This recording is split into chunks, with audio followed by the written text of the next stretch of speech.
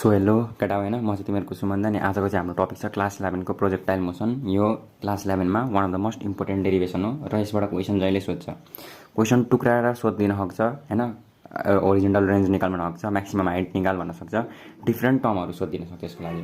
र यसको लागि चाहिँ हामी के गर्छौँ त भन्दाखेरि सपोज गर्छौँ हामीले कुनै एउटा बडीलाई प्रोजेक्ट गर्यौँ अरे इनिसियली ग्राउन्डबाट माथि सट्ट फाग्यौँ अरे यसरी फाग्यौँ अरे।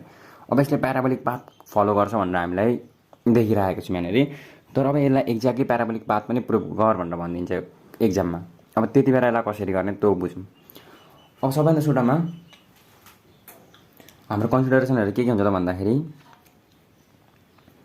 एउटा हामी सर्टेन एउटा डिस्प्लेसमेन्ट लिन्छौँ एक्स, होरिजोन्टल डिस्प्लेसमेन्ट एक्स र भर्टिकल डिस्प्लेसमेन्ट वाइ लिन्छौँ हैन। अब होरिजोन्टल डिस्प्लेसमेन्ट हैन, पहिला म पाथ अफ प्रोजेक्टाइल यसको प्याराबोलिक इन नेचर हुन्छ भनेर प्रुभ गर्नुपर्ने छ हामीले। अब यसको लागि हामी के गर्न सक्छौँ त भन्दाखेरि एसएक्स होरिजोन्टल डिस्प्लेसमेन्ट भनेको हैन u t plus half a x t square. S x is equal to u x भनेको यु कस थीटा एक्सतिर कस थीटा र युवाईतिर यु साइन थीटा हुन्छ हाम्रो। अब यसपछि हाम्रो एसएक्स भनेको u cos theta into T plus 0 किन भन्दाखेरि एएक्स भनेको 0 किन भन्दाखेरि यहाँ त लिनियर त ट्राभल गरिरहेको छ तर लिनियरली भेलोसिटी यसले गेन गरेको छैन। भनेको लिनियर भेलोसिटी छ योसँग बट एक्सिलरेट भएको छैन, त्यही भएर एक्सिलरेसन 0 हुन्छ। वाइ डिरेक्सनमा मात्र एक्सिलरेसन छ यसको। त्यही भएर एसएक्स भनेको हाम्रो कति भन्दाखेरि एक्स डिस्प्लेसमेन्टको लागि u cos theta into t. अब x upon u cos theta भनेको टी, एउटा इक्वेसन यो भयो हाम्रो हैन एन्ड। अब त्यसै गरी एसवाई निकाल u y t plus half a y t square. यो भनेको y is equals to u sine theta into अब टी को भ्यालु हेर त x upon u cos theta minus अब हेर ल 1/2 g u x upon u cos थीटाको होल स्क्वायर। यहाँ जी किन नेगेटिभ भन्दाखेरि हेर त बडी त अपवर्डतिर प्रोजेक्ट गरिरहेको छौँ हामीले तर त्यसमा ग्राभिटी कस्तो लागिरहेछ भन्दाखेरि डाउनवर्ड डिरेक्सनमा ग्राभिटी लागिरहेछ। यहाँ हेर यो बडीलाई हामीले माथि फालिरहेछौँ तर यसमा ग्राभिटी त जहिले पनि तल लाग्छ नि त डाउनवर्ड डिरेक्सनमा हैन। त्यही भएर चाहिँ यसको डिरेक्सन चाहिँ ग्राभिटीको डिरेक्सन चाहिँ तल लिएको। Y is equals to u अब यु क्यान्सल भइहाल्यो। अब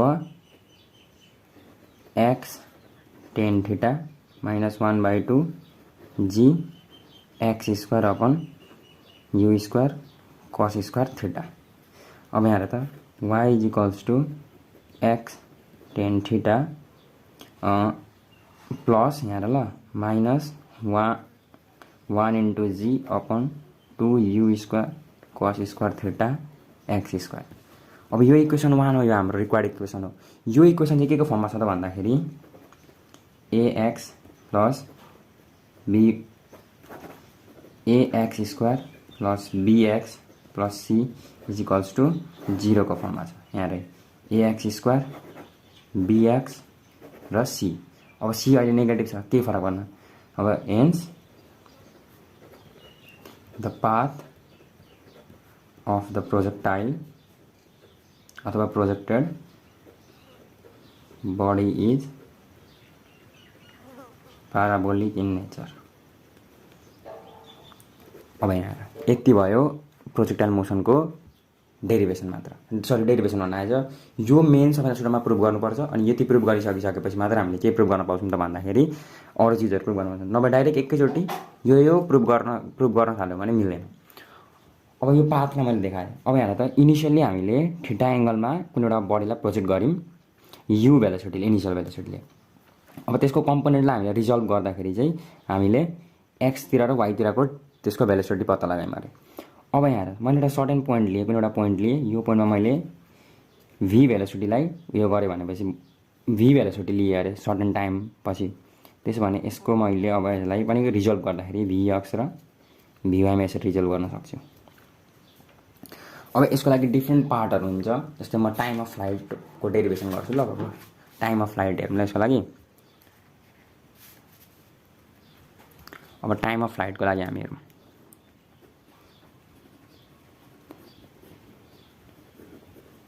अब टाइम अफ फ्लाइट भनेको चाहिँ time required to reach the projected body from initial point to final point. यहाँ त यहाँदेखि यहाँ पुग्न लागेको टाइम हैन, त्यसलाई हामी क्यापिटल टी ले डिनोट गर्छौँ, त्यसलाई भन्छौँ हामी टाइम अफ फ्लाइट। अब यो टाइम अफ फ्लाइट चाहिँ हेर है, टाइम अफ फ्लाइट इज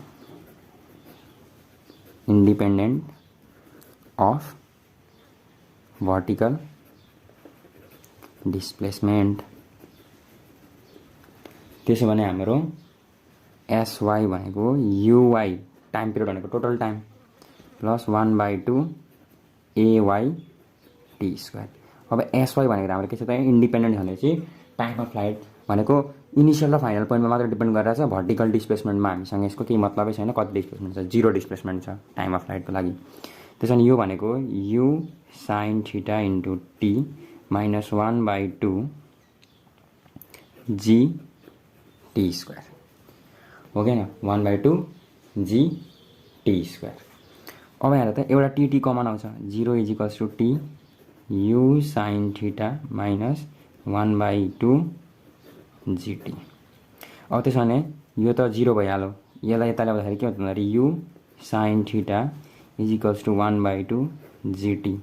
अब टाइम अफ फ्लाइट टी भनेको हाम्रो 2u साइन थीटा बाई जी रहेछ।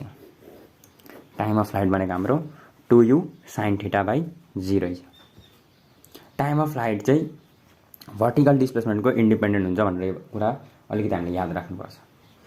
अब हेर म्याक्सिमम हाइटको लागि हेर ल, सपोज म्याक्सिमम हाइटको लागि हेर, यो म्याक्सिमम हाइट हो नि त हैन, त बडी म्याक्सिमम हाइटमा पुगेपछि के हुन्छ भन्दाखेरि भेलोसिटी 0 हुन्छ।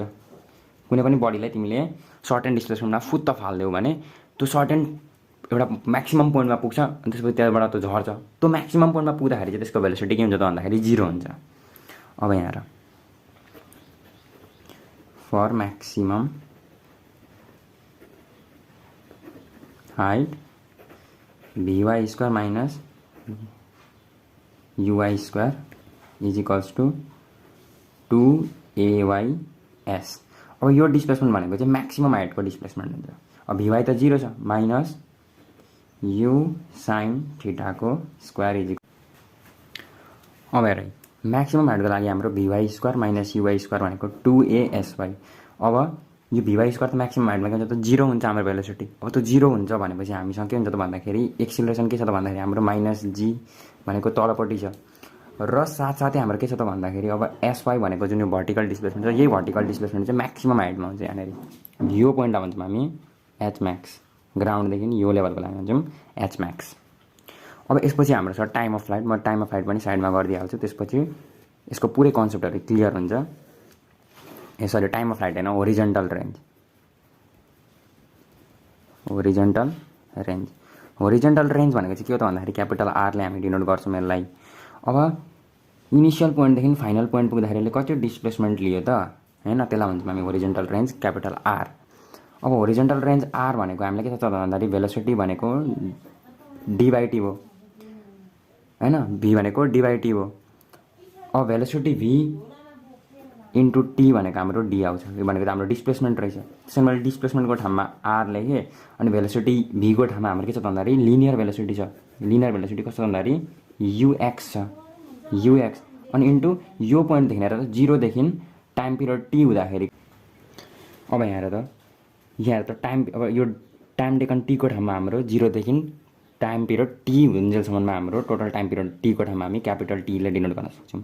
अब आर भनेको हाम्रो you cos theta into time period भनेको 2u साइन थीटा बाई जी भयो हैन। त्यसैले आर भनेको चाहिँ हाम्रो अब यहाँ त u square 2 sine theta dot cos theta upon g. अब देयरफोर आरको भ्यालु भनेको चाहिँ हाम्रो u square sine 2 theta by g हुन्छ। अब हामीलाई के थाहा छ भन्दा ट्रिगोनोमेट्रिक एउटा इक्वेसन साइन 2 थीटा भनेको 2 sine theta dot cos theta हो हैन। अब यो चाहिँ हाम्रो रिक्वायर्ड एक्सप्रेसन भयो। अब यति नै चाहिँ हामीलाई प्रुभ गर भनेर सोध्छ हैन। अनि अब कहिलेकाहीँ हामीलाई चाहिँ के पनि सोध्छ त भन्दाखेरि एच म्याक्स भनेको चाहिँ हाम्रो हैन 2 टाइम्स h max भनेको चाहिँ हाम्रो होरिजोन्टल डिस्प्लेसमेन्ट म्याक्सिमम हुन्छ त्यो भनेको u²/g हुन्छ। अब यो कसरी त भन्दाखेरि यहाँ सुन, जब यो थीटाको भ्यालु 45 डिग्री हुन्छ नि हैन, 45 डिग्री हुँदाखेरि 90 भनेको 1 भयो, होरिजोन्टल रेन्ज म्याक्सिमम हुन्छ u²/g। अब यो u²/g लाई मैले h max, अब u²/g अनि इन्टु यहाँ sin 90 भनेको त 1 भइहाल्यो, अनि इन्टु 1/2 छ। यसलाई म त के गर्नु लेख्नु पर्छ भन्दाखेरि r max हैन, u²/g को ठाउँमा के लेख्न भन्छ r max/2 हो। यसरी यो पनि प्रुभ गर भनेर कहिले काहीँ सोध्छ। यति नै हाम्रो रिक्वायर्ड एक्सप्रेसन। यहाँनिर केही नबुझेको छ भने कमेन्ट गर्दा भयो। मलाई लाग्छ यो एक्सप्रेसनहरु तिमीले मजाले एकचोटी हेर्यौ